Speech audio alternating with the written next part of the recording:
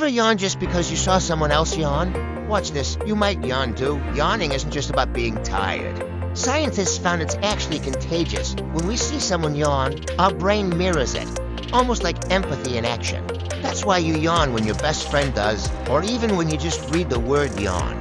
Here's the crazy part. Dogs can catch yawns from humans too. If your dog yawns when you do, it means your bond is super strong. Yawning is literally your brain's way of sensing with others.